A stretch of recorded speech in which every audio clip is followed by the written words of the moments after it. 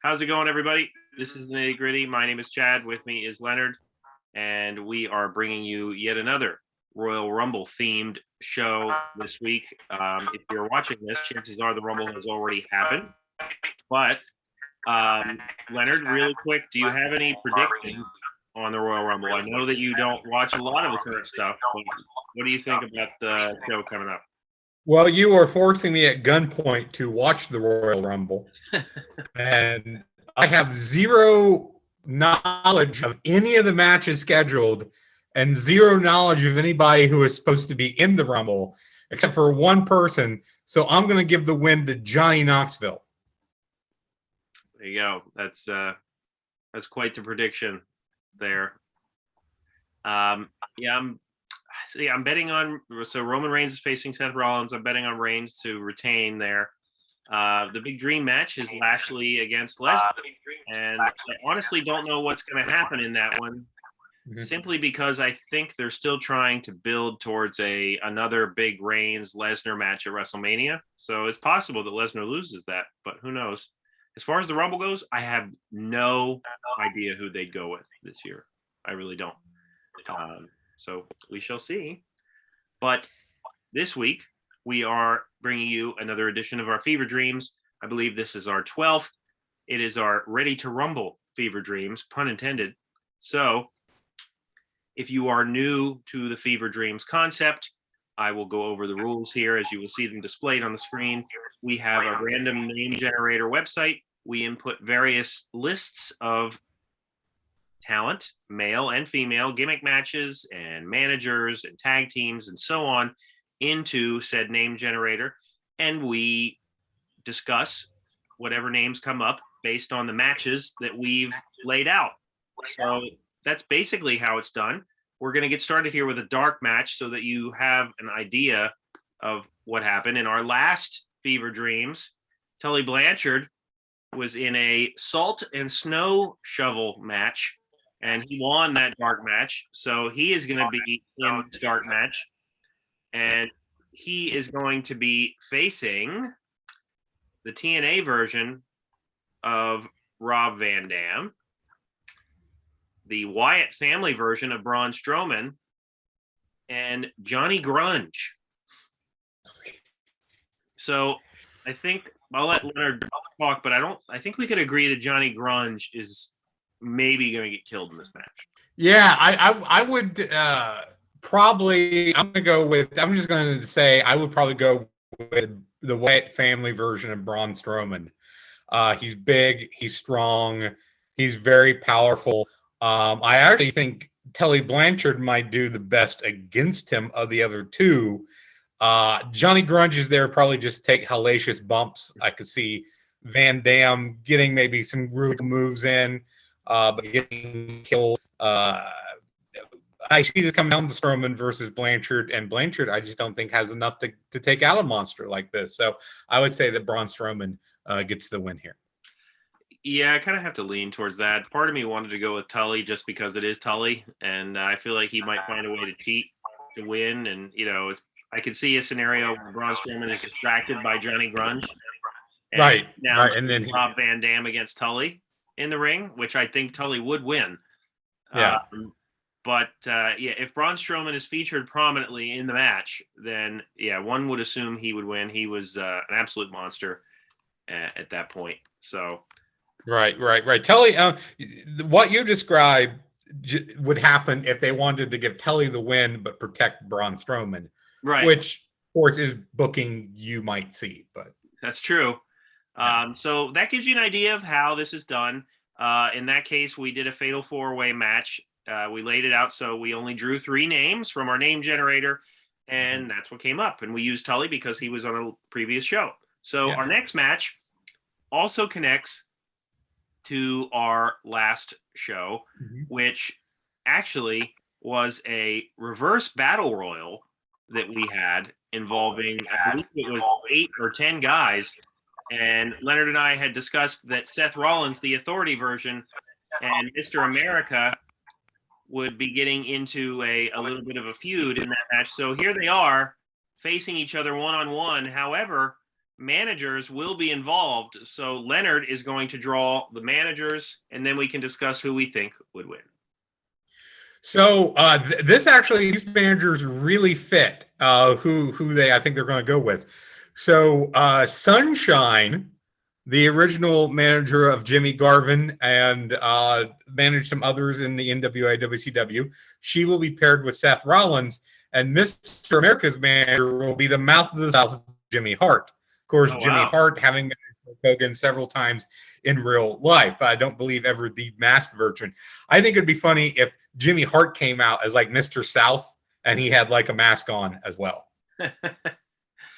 All right.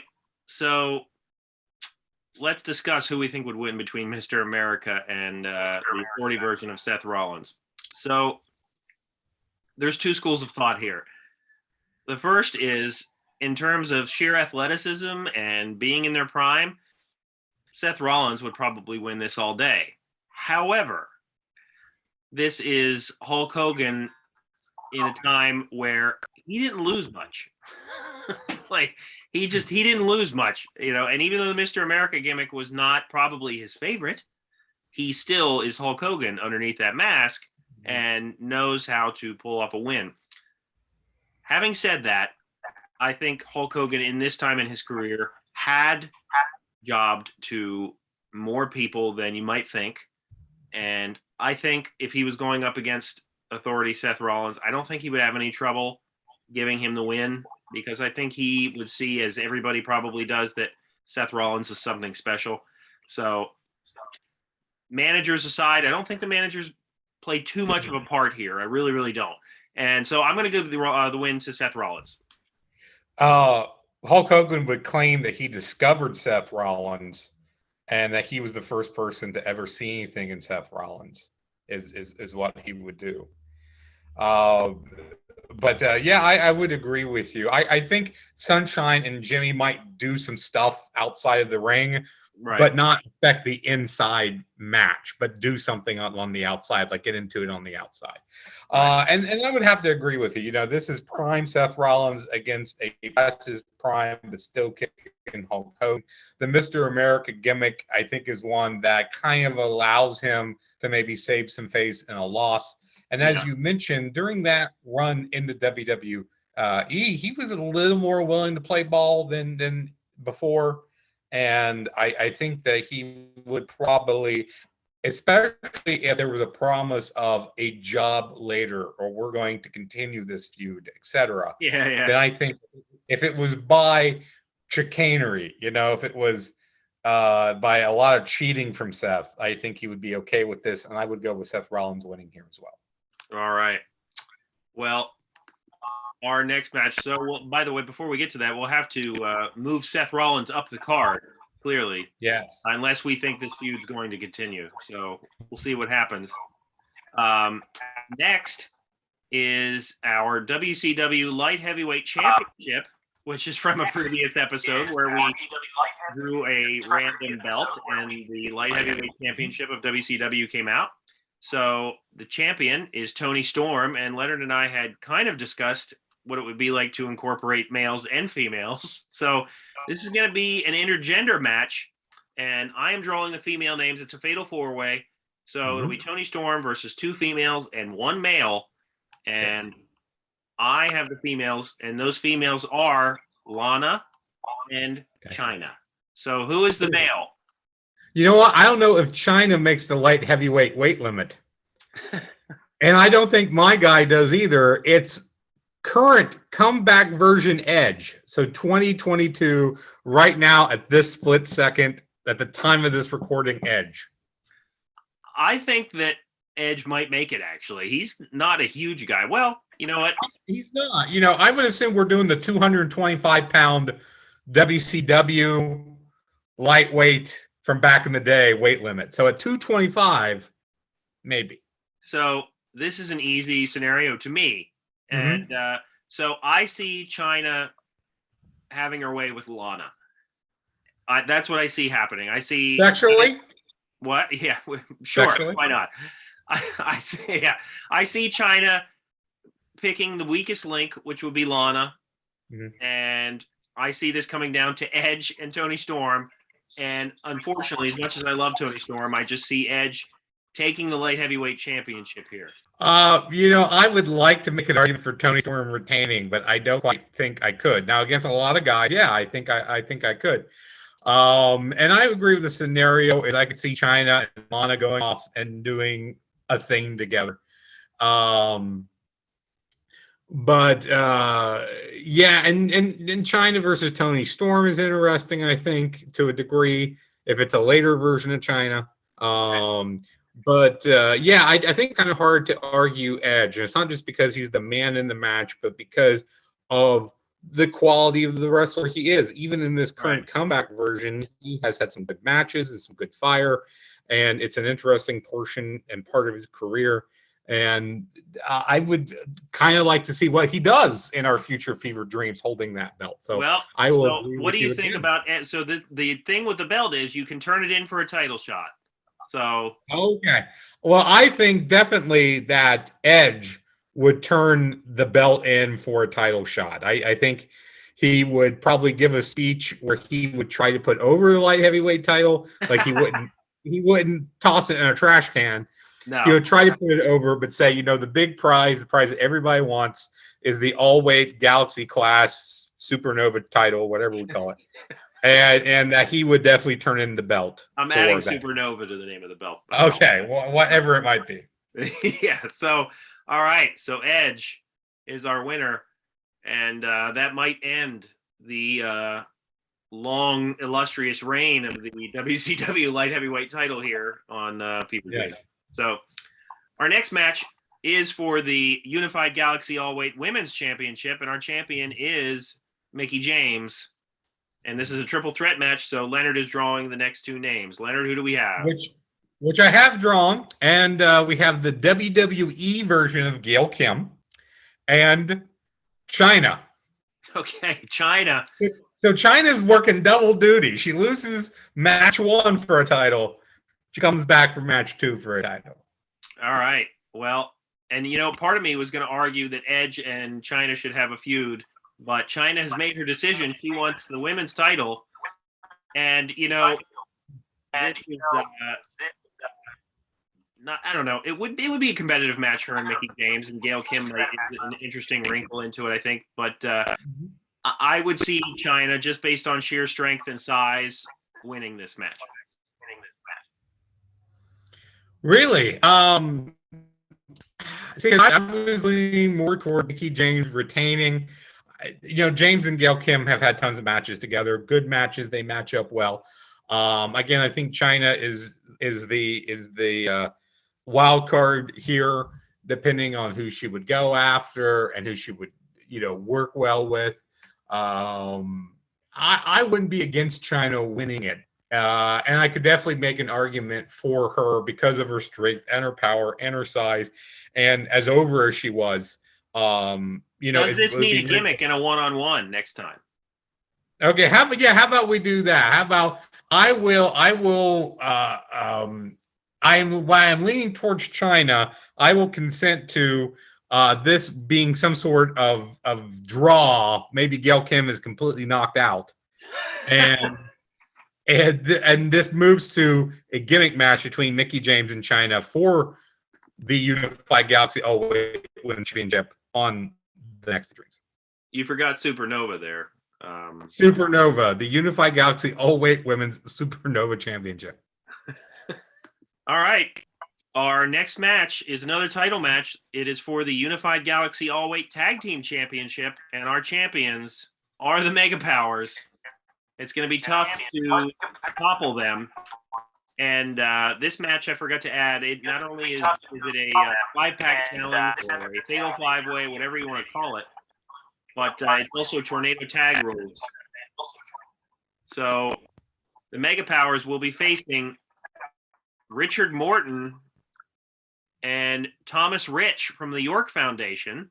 Fantastic. They will be facing Kurt Hennig and Barry Windham of the West Texas Rednecks. They will be facing La Resistance and the Hollywood Blondes. Oh.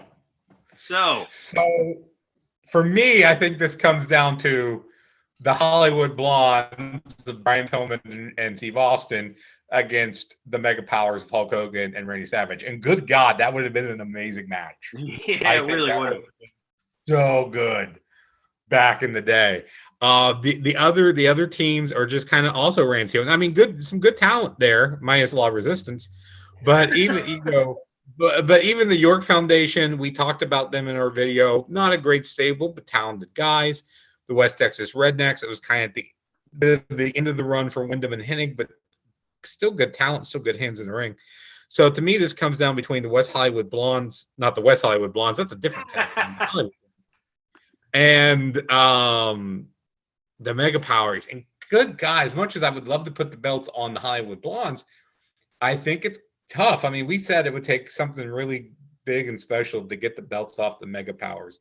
Even though Hogan and Savage aren't a regular tag team, they're so popular, so big, so powerful, had so much pull, together combined, that even against one of the best heel teams ever, who had surprisingly and admittedly a very short run, and never maybe got the mega push it should have got in Pillman and Austin, I think I have to lean toward the Mega Powers.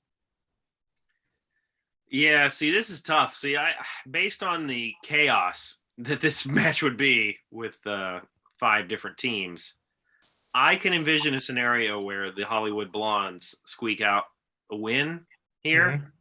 So part of me wants to go with the Hollywood Blondes, but, I think here's what I see. I see the Mega Powers retaining, but I see the Hollywood Blondes arguing for another shot and maybe be incorporated into our next show somehow. Yes.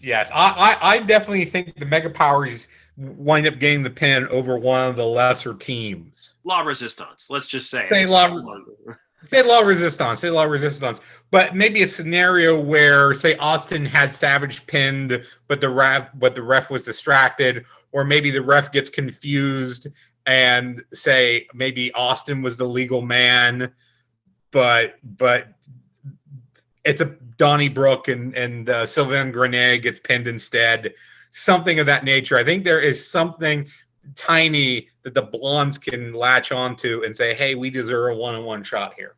And you know what? I think the Mega Powers, once they win, I think that they retain the services of Alexandra York, just because of the Mega Powers.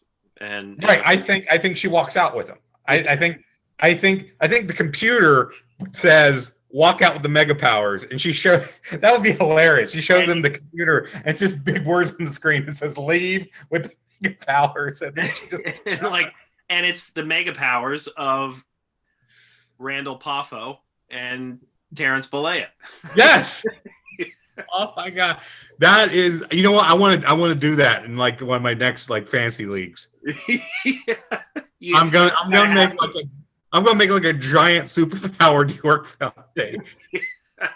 Oh God, we need to create that stable and do it for our unstable stable. Yes, with with Richard Flair and Martin Lundy. I don't even know if his full name is Martin. Dwayne is the long form. Dwayne Johnson. Dwayne, yeah.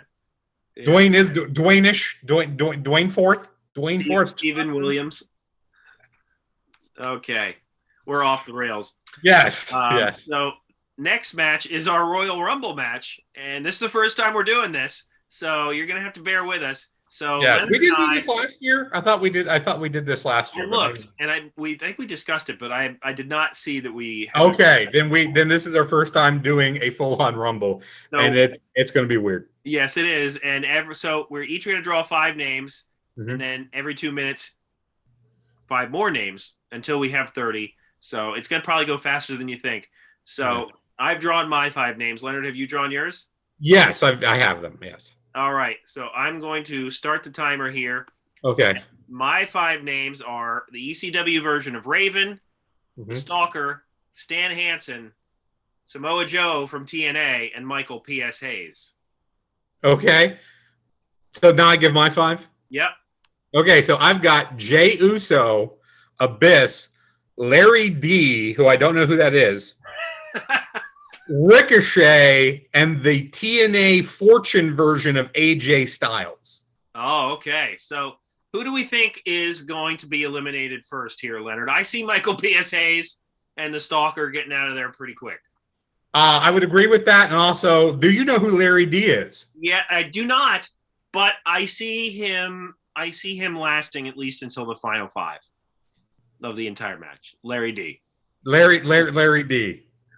He's the cousin of Sonny D. Sure. So who from your list is out? Who from my list is out? I would say I'm going to get rid of Larry D. I'm sorry. And I'll also eject Jay Uso. All right. So that means that Abyss, Ricochet, and the TNA Fortune version of AJ Styles are still in there for myself. All right. And that means Samoa Joe from TNA, Stan Hansen, and Raven are there for me. Do you think these 6 guys, anybody gets eliminated based on those 6? I see Stan Hansen getting eliminated somehow. Maybe by okay. Stan's a tough bird, but if you want to have him go ahead and leave the match here, you can.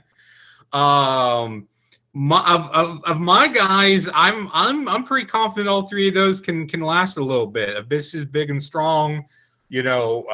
Ricochet is kind of the opposite of that, but I think he's a big enough name to hang out a little bit. AJ Styles TNA Fortune version, not the best version of AJ Styles, but I think he can make it through the first round here. Okay, so our 2-minute timer is up, Leonard. Yes. And so while trying to keep track of our names, we've got to select 5 more names. So yes, I have the Prime version of The Undertaker. Okay. Rather, the early version of The Undertaker. Okay. Bobby Eaton. Okay.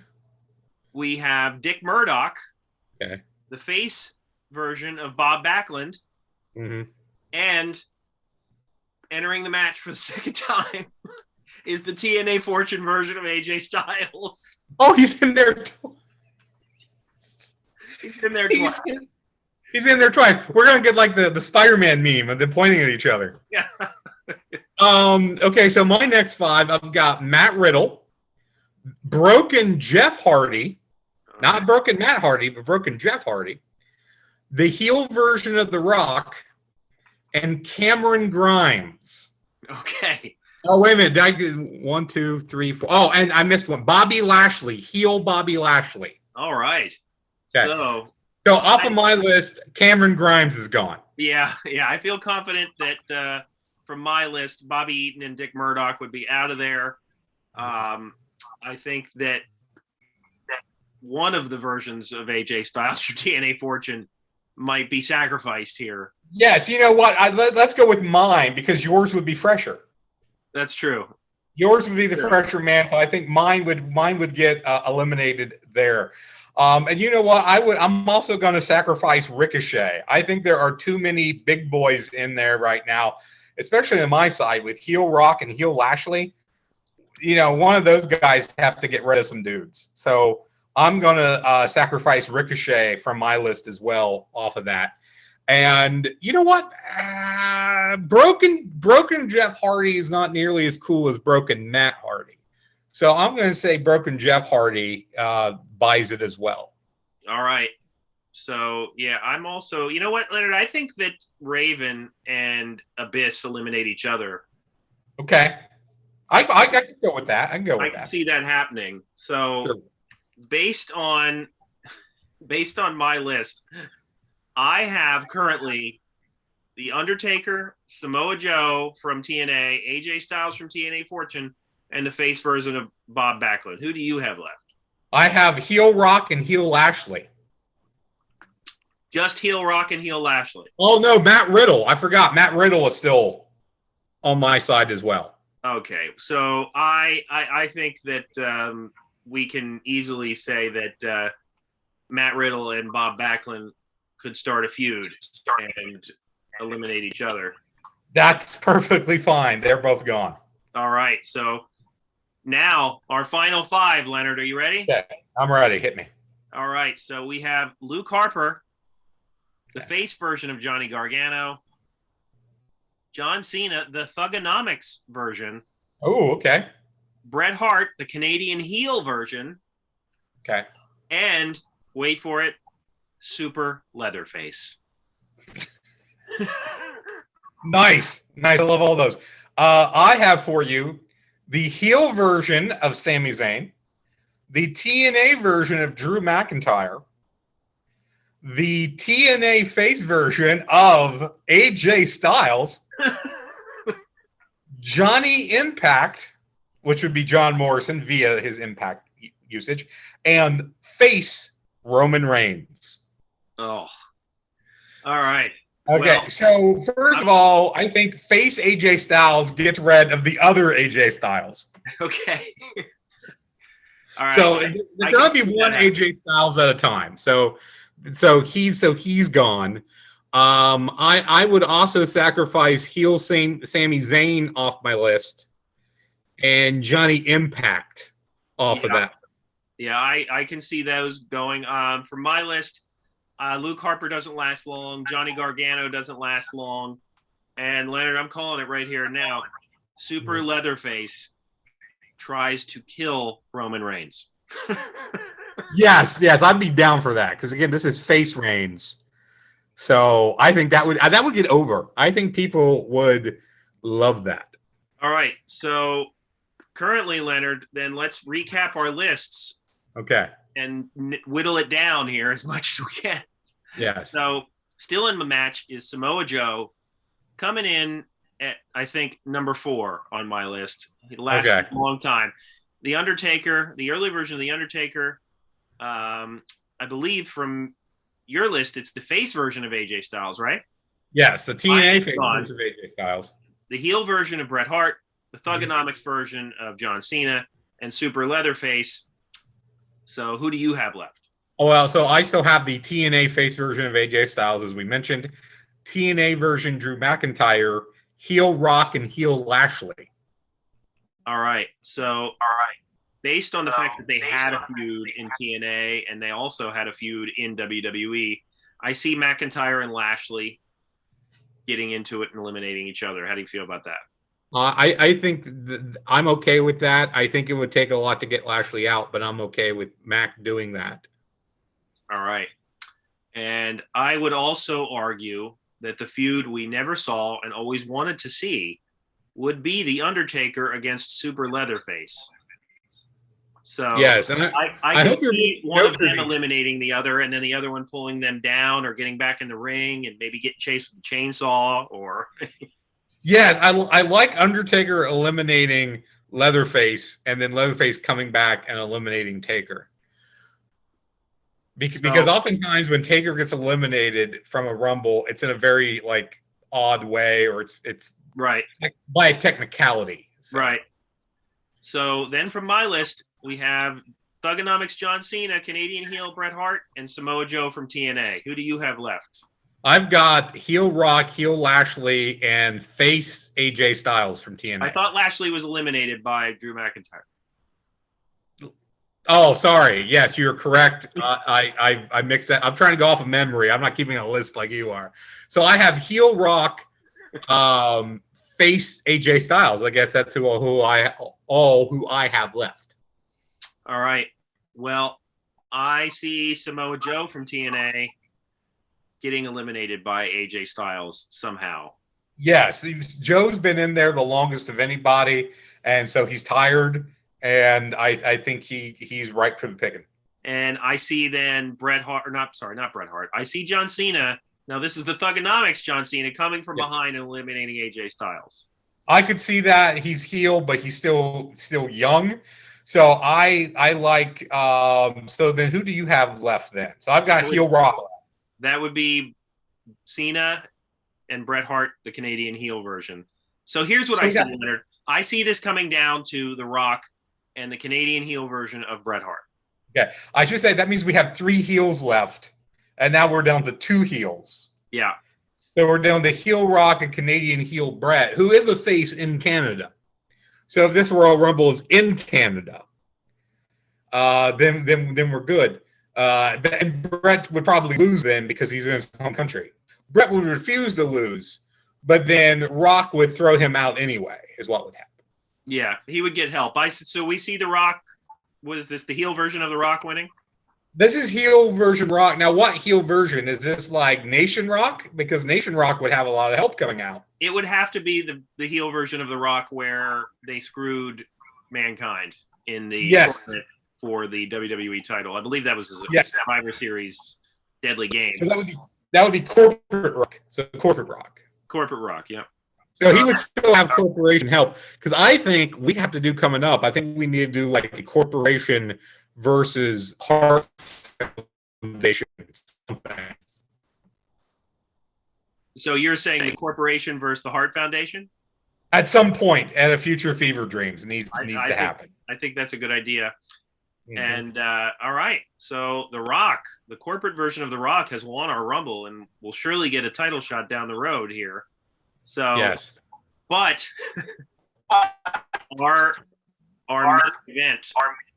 Yeah, we're not done yet, folks. So our main event is for the Unified Galaxy All-Weight Men's Championship. Our champion is the DX version of Shawn Michaels, and based on the winner of our Reverse Battle Royal from our previous episode, and the winner of this was like a Christmas death match of some sort. It is Shawn Michaels DX versus Bruno Sammartino versus Stu Hart. And there's a gimmick attached, Leonard. I got it. You know what? We've said that DX Shawn Michaels would be hard to dethrone. And this might be a gimmick that might get him out of there. I'm going to see what you say. But it's a stretcher match. Ooh. Well, okay, I have an easy victor here. And I'll, you know what? All right, so I'll give my theory here. Mm-hmm. If this is a stretcher match, I can think of no better winner than Stu Hart. Right. Stu Hart was known for inflicting pain on guys. So if there's anybody that can inflict enough pain to get somebody on a stretcher and cross the line, I see it being Stu Hart. However, so I think Stu Hart would win this. I really do. I think he and Bruno Sammartino, that would have been a great match, actually. Yeah. Like, if you like that old school stuff, I think Shawn Michaels would have added an interesting wrinkle into it. These guys are trying to do, arm bars and headlocks, and Shawn Michaels is dropping elbows and super kicks. Like, this would be a clash of styles, like of epic proportions. But yes, but it would give Shawn an opportunity to sell. Yes, that's true. Like he would sell like crazy. I see both of these guys trying to get Shawn on the stretcher, but I see Stu Hart being the person to actually do it. Okay. So this is just a single stretcher match. So you just have to get one guy on, not both guys. Yeah. I don't think I've ever seen a triple threat stretcher match. But yeah, there you go. We invented it, a triple threat stretcher match.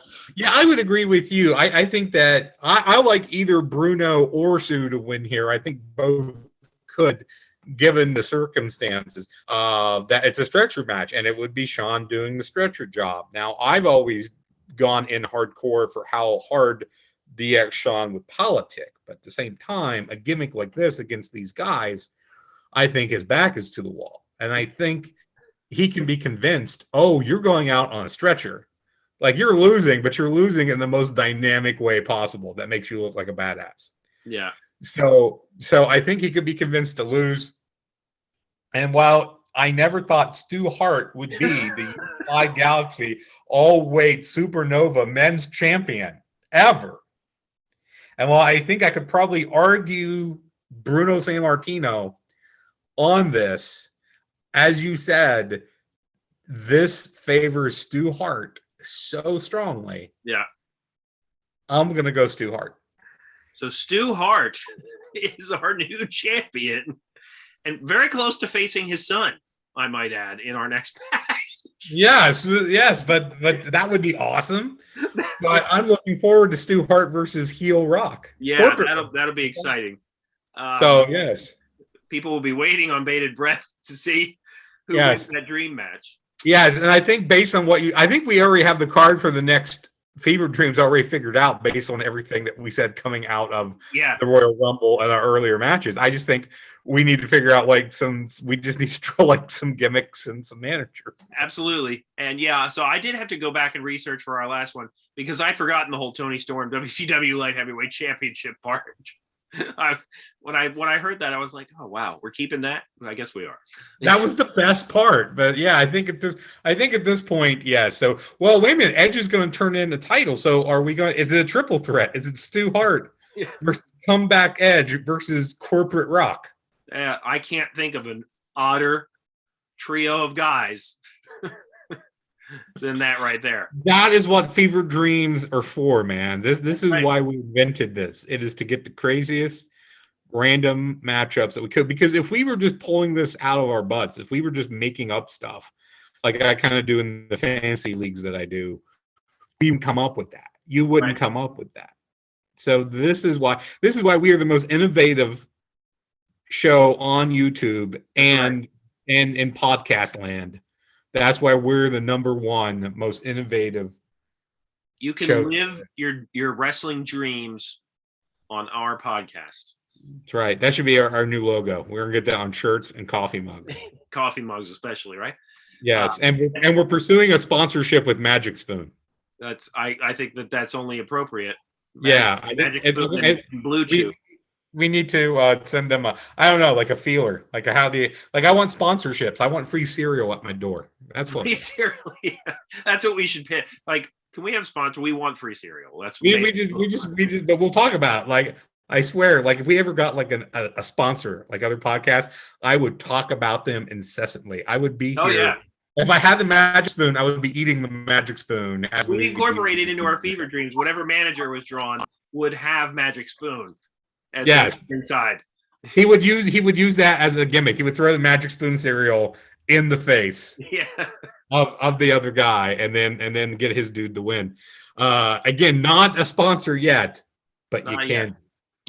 But soon. And before I forgot that you had to draw that gimmick, Leonard. So I initially had drawn one, but I'm glad that you had cut me off and said yours because yours favored Stu Hart. I don't know who mine would have favored. It would have been a dumpster match. So I still think Shawn would have lost the dumpster match because can you imagine Shawn like picking up this version of Shawn picking up Stu Hart or Bruno, who are both like tanks, Yeah, it wouldn't have happened. Shawn was destined to lose tonight. Shawn was destined to lose. Again, a dumpster match, I could go either way on who would throw Shawn into it, but there's no way Shawn picks up either of the other two guys. I mean, they're bowling balls. They're barrels. They're too big. Yeah. No, I agree. So hopefully everybody enjoyed the most recent Royal Rumble, and I hope you enjoyed this show. I am anxious to see what happens at the Royal Rumble. I forgot to make my prediction for the women's Rumble match. I still think that Bayley is going to return and win. That is my hard prediction. I'm not sure if she's recovered from her injury yet, but that seems to be the most logical choice. I'm going with Cyndi Lauper. I hope that happens too. Yeah.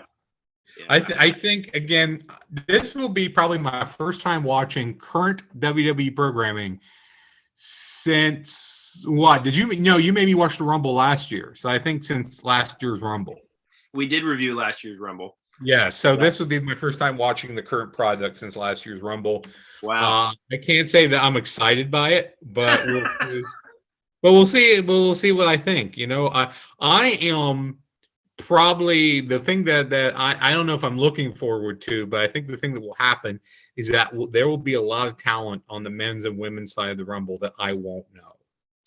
Maybe I've heard the name, but I won't know who they are. Well, it'll be fun then to hear your review and say, I don't know who this person is. Why are they there? Yes, or just my take on who they like. Who the hell is this person? I may wind up dissing someone who you think is great, or go, well, that guy was fantastic, and you go, no, he's not. But we'll see. I'm very interested in seeing this. Coming back to it after being so long off. The Rumble, as we've talked about, is always special, is always fun. Even a bad Rumble can be interesting. Right. just to see who comes out. Like when we rebooked the one from 93. 95. 95. I actually recently watched the 93 Rumble match, and I texted Chad about it, which was I just turned it on because I couldn't remember anything about it. Right. And it's the one Yokozuna won and went on to WrestleMania 9. But two things that really interested me. One and two was Bob Backlund and Ric Flair. And as we looked up, they apparently had wrestled maybe one time before that in a rare WWF versus NWA card.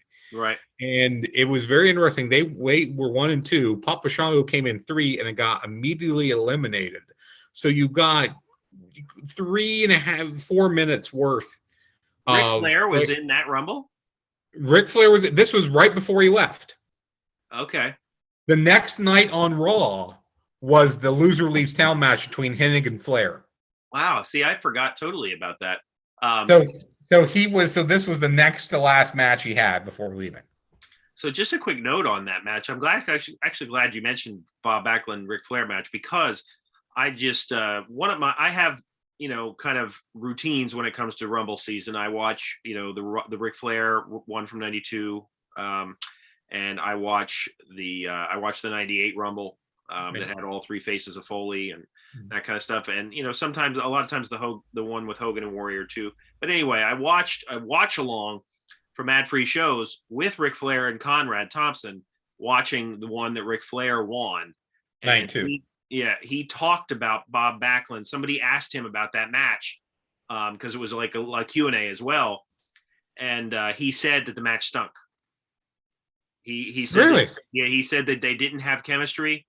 They went an hour, but he said it just wasn't very good, which I found fascinating. It only makes me want to see it more, to be honest. Right. Because I thought they worked okay here, and it was very interesting to see them work here. And Jerry Lawler was in there with them, right? And some other guys. So it was a very interesting mix of guys that were in there at the same time.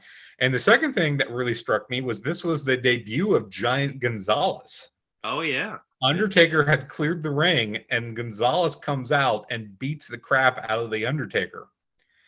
And as bad as Giant Gonzalez was, and as bad as the match at WrestleMania 9 was, I've got to say he looked good here. He looked menacing. The suit is stupid, but he looked menacing. He looked scary. He beat the crap out of Undertaker. He was over. Like, the fans were buying into him. It was very interesting and a very risky thing, I think, to do, because they had never done something like that before. And the thing was that while Gonzalez was beating the crap out of Taker, other guys were coming out, but they weren't getting into the ring because they were scared of Giant Gonzalez. So by the time they scared Gonzalez off, there was another like 4 or 5 dudes that had come out. Right. So they were able to kind of like replenish the match and start from zero, basically. And it should be mentioned, Bob Backlund went an hour. A little more than an hour in the match. He started at 2 and was one of the last guys out. So that was very interesting to see. Again, this was before crazy Bob Backlund. This was when he had returned and was being a face and was kind of working the undercard at this time. I remember him having a feud with Doink. And I think he was like hanging out with Marty Jannetty, because Marty Jannetty had feuded with Doink, something like that. It was, like on the C shows. Right. It was a very Yokozuna won it, last eliminating Randy Savage, and it was kind of an interesting Rumble, because you saw the last bastions of the rock and wrestling era cross with the start of the new generation era, and it was just fascinating to see those two guys combine. And again, DiBiase was in there, Hennig was in there. All these guys were in there at the same time. That was very fascinating to see. So it was, I didn't watch the whole show. I just watched that Rumble, but it was a very interesting Rumble to me. To me, I would call it a forgotten Rumble because, as I said, I forgot about it. But as a side note, the Giant Gonzalez feud, and as a kid, that was intimidating thing, looking at somebody that big against the Undertaker. So I was all about that storyline. And Yeah, I didn't that watch. was one thing that they got over in commentary because it was Monsoon and Heenan was Right. how big Gonzalez was. Oh man, Undertaker's like 6'10", 6'7". I think they list him as 7 foot, but they were saying 6'10". Like how big Gonzalez dwarfs Taker, and he Yeah. does. Like Taker looks small next to Giant Gonzalez, who's like 7'7" legit. So it was kind of neat to see because with this debut, I was like, okay, I can see why they thought so. As I said, he looked good, surprisingly at the start. Yeah. So Leonard, do you have any Rumble routines? Is there any Rumble you watch every year, or you just kind of watch whatever you feel like? No, I kind of watch whatever I feel like. I really like 92. And, of course, this year, as I mentioned, I watched 93. I watched 95 for the rebook that we did. Right. When we were doing some of the Rumble matches that we did on our last episode, talking about the best and worst non-Rumble matches, I did look at a little bit at some of the Rumble matches and some of those other pay-per-views. But no, I mean, I do like to watch them. Last year, I know I watched the first one. It's because I hadn't seen it in forever. And you know me, I like the older stuff. So if I watch an old one, I'm going to watch probably something pre-2000. But even some of the later ones are okay. Maybe before next time, I might watch something else just to say I watched it. Maybe another one I don't remember very well because I was pleasantly surprised by that 93 one. Yeah, several years ago, I watched like almost all of them, like just to kind of prepare for what the one that was coming. It was several years ago now.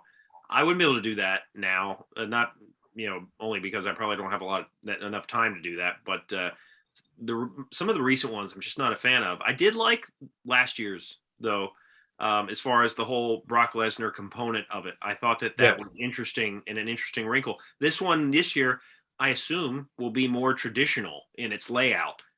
We'll see.